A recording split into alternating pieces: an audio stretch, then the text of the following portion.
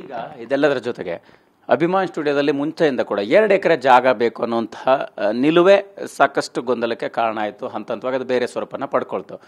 ಇಲ್ಲಿ ನೀವೀಗ ಅಭಿಮಾನಿಗಳು ಅದೇ ಮನಸ್ಸು ಮಾಡಿದ್ರೆ 2 ಎಕರೆಯನ್ನು ಪಡೆಯುವಂತಹ ನಿಲುವ ಅಥವಾ 10 ಗುಂಟೆ ಮಾತ್ರ. ಈಗ ಅನಿರುದ್ಧ ಅವ್ರು ಹೇಳ್ತಾ ಇದ್ರು ಅವ್ರ ಹತ್ರ ಮಾತಾಡುವಾಗ ಅಟ್ಲೀಸ್ಟ್ 10 ಗುಂಟೆ ನಾವು ಕೇಳ್ತಾ ಇರುವಂಥದ್ದು, 10 ಗುಂಟೆ ಜಾಗ ಸಿಕ್ಕರೂ ಸಾಕು ಅನ್ನುವಂಥದ್ದು. ಇದನ್ನು ನನಗೆ ಕನಿಷ್ಠ ಅರ್ಧ ಎಕರೆ ಇಲ್ದಿದ್ರೆ ಅದನ್ನು ಸ್ಮಾರಕವಾಗಿ ಅಥವಾ ಇದರಲ್ಲಿ ಮಾಡೋಕ್ಕಾಗಲ್ಲ. ಅರ್ಧ ಎಕರೆ ಆದರೂ ಕೊಡಲಿ ಅವರು.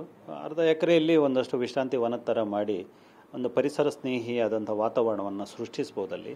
ಬರೀ ಒಂದು 10 ಗುಂಟೆಯಲ್ಲಿ ಅಂತಂದರೆ ಹೋಗಿ ದರ್ಶನ ಮಾಡಿಕೊಂಡು ವಾಪಸ್ ಬರೋ ಥರ ಅಲ್ಲಿ ಕೂರಬೇಕು, ಒಂದಷ್ಟು ಸಮಾಧಾನವಾಗಿ ಅವ್ರನ್ನ ನೋಡಬೇಕು, ಆ ಥರದ್ದೆಲ್ಲ ಒಂದಷ್ಟು ಆಸೆ ಇರುತ್ತೆ. ಕೊಡಲಿ ಅಲ್ಲ, ಒಂದು ಅರ್ಧ ಎಕರೆ ಕೊಡಲಿ.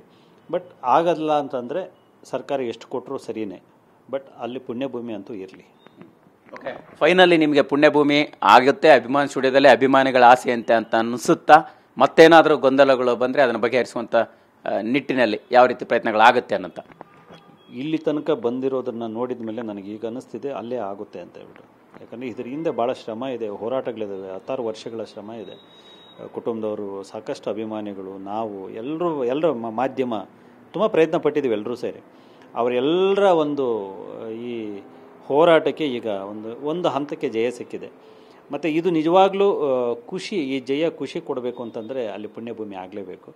ಆಗೋ ನಿಟ್ಟಿನಲ್ಲಿ ಎಲ್ಲ ಸಾಧ್ಯತೆಗಳನ್ನು ಏನೇನಿದವೋ ಅವೆಲ್ಲವನ್ನು ಮಾಡ್ತೀವಿ.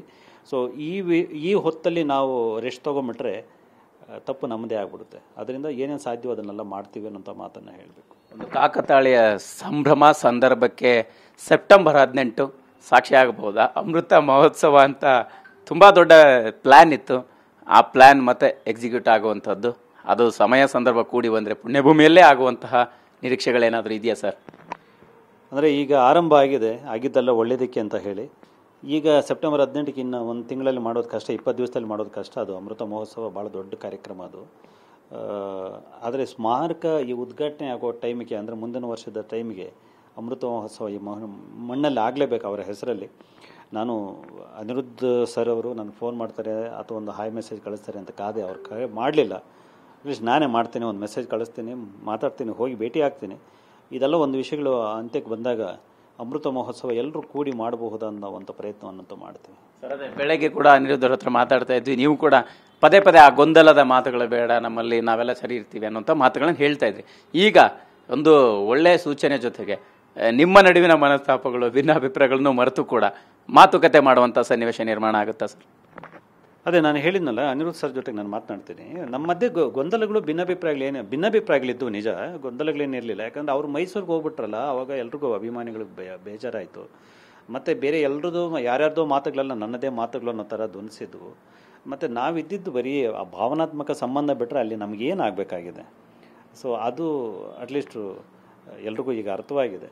ಸೊ ಈ ಕಾರಣದಿಂದ ನಮ್ಮ ಮಧ್ಯೆ ಭಿನ್ನಾಭಿಪ್ರಾಯಗಳು ಏಕಾಭಿಪ್ರಾಯವಾಗುತ್ತೆ. ಎಲ್ಲರೂ ಒಟ್ಟಿಗೆ ಕೂಡಿ ಹೋಗುವಂಥದ್ದು. ನಾನೇ ಮಾತನಾಡ್ತೀನಿ ಅವ್ರ ಜೊತೆಗೆ. Thank you sir. ಇನ್ನೇನಾದರೂ ಅಭಿಮಾನಿಗಳಿಗೆ ನಿಮ್ಮ ಈ ಘಟನೆ ಆದ ನಂತರ ನಿಮ್ಮ ಅಭಿಮಾನಿಗಳ ರಿಯಾಕ್ಷನ್ ಏನಿತ್ತು ಫೈನಲ್? ನಮ್ಮೆಲ್ಲರ ಕಣ್ಣೀರಿಗೆ ನ್ಯಾಯ ಸಿಕ್ಕಿದೆ.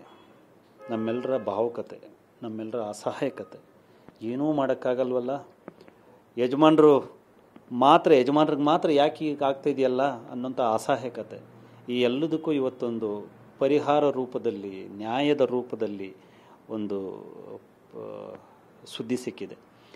ನಾನು ಇದನ್ನು ನಿಜಕ್ಕೂ ಈ ಕ್ಷಣಕ್ಕೆ ಸಂಭ್ರಮಿಸ್ತಿದ್ದೀನಿ. ಜೊತೆಗೆ ನನ್ನ ಆತಂಕವೂ ಇದೆ.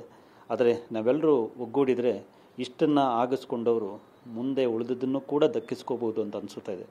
ಎಲ್ಲರೂ ಹೀಗೆ ಒಂದೇ ಮಾತಲ್ಲಿ, ಒಂದೇ ದಿಕ್ಕಲ್ಲಿ ಸಾಗೋಣ. Thank you sir. ಸರ್, ಇದಿಷ್ಟು ವಿಷ್ಣು ಸೇನಾ ಸಮಿತಿಯ ಅಧ್ಯಕ್ಷರು ವೀರಕಪುತ್ರ ಶ್ರೀನಿವಾಸ್ ಅವರ ಮಾತಾಗಿರ್ತಕ್ಕಂಥದ್ದು. ಸದ್ಯಕ್ಕೆ ಸಿಕ್ಕಿರುವಂತಹ ಒಂದು ಸೂಚನೆ, ನಮಗೆ ಎಲ್ರಿಗೂ ಕೂಡ ಮತ್ತೆ ಪುಣ್ಯಭೂಮಿಯನ್ನು ಉಳಿಸ್ಕೊಳ್ಳುವಂಥ ನಿಟ್ಟಿನಲ್ಲಿ ಪ್ರಯತ್ನ ಮಾಡೋಕ್ಕೆ ಒಂದು ಆಶಾದಾಯಕ ಭಾವನೆ ಸಿಕ್ಕಿದೆ ಅನ್ನೋಂಥ ಮಾತನ್ನ ಹೇಳೋದ್ರ ಜೊತೆಗೆ ಸದ್ಯಕ್ಕೆ ಅದನ್ನು ಉಳಿಸ್ಕೊಳ್ಳುವಂಥ ನಿಟ್ಟಿನಲ್ಲಿ ವಿಷ್ಣುವರ್ಧನ್ ಅವರ ಕುಟುಂಬದವ್ರ ಜೊತೆ ಕೂಡ ನಾನೇ ಮಾತಾಡ್ತೀನಿ, ಒಂದೇ ದಿಕ್ಕಲ್ಲಿ ಹೋಗ್ತೀವಿ ಅನ್ನುವಂಥ ಮಾತುಗಳನ್ನು ಕೂಡ ಹೇಳಿರ್ತಕ್ಕಂಥದ್ದು. ಕ್ಯಾಮ್ರಾ ಪರ್ಸನ್ ಗಣೇಶ್ ಪ್ರಸಾದ್ ಜೊತೆ ಮಾಲ್ತೇಶ್ ಜಗ್ಗಿನ್, TV9 ಬೆಂಗಳೂರು.